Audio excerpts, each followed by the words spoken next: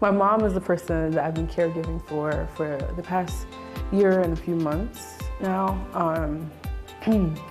She was diagnosed with stage 3A colon cancer last year in May.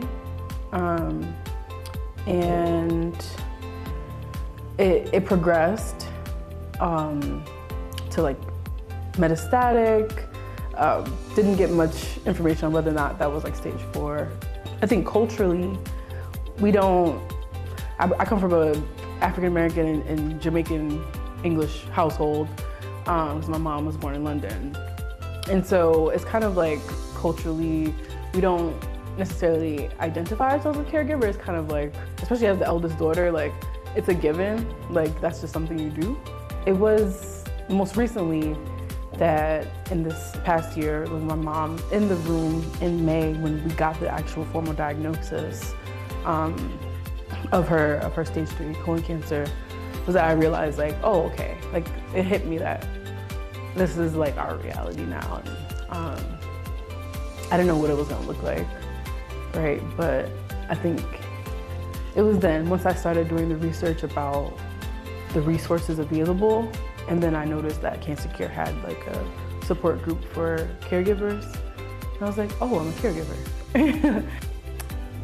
Something that I've felt the need to share about during this experience of supporting my mother in this journey is that not all resources are available to everyone. And because even though she worked for New York City government, the leave, she had to take all of her time, and then the leave that she was offered was crumbs compared to rent in New York City, right? So having that and a car note and everything, having to pick up the financial burden of all of that, as well as just like taking on like all these other, like the case management piece and going to the appointments and organizing, okay, I can't go this time, you can go with her for the next appointment or to treatment and stuff.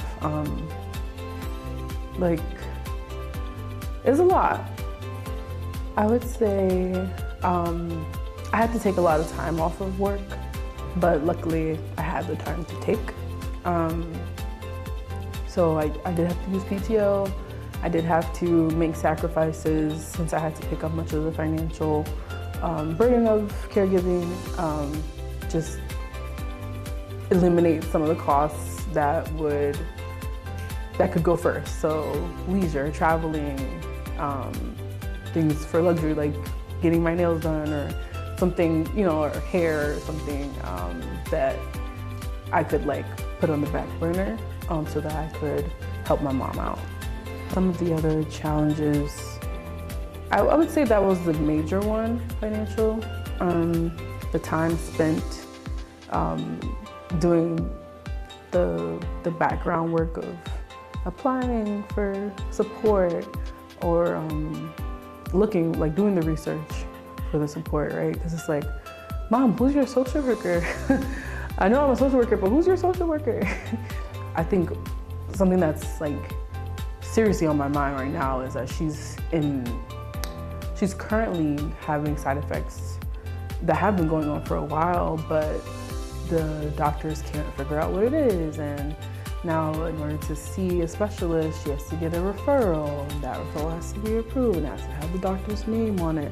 So once again, there's barriers to her getting care of something that can be serious. I think moments for sharing my story and hearing other people's stories have been hopeful, have made me feel hopeful.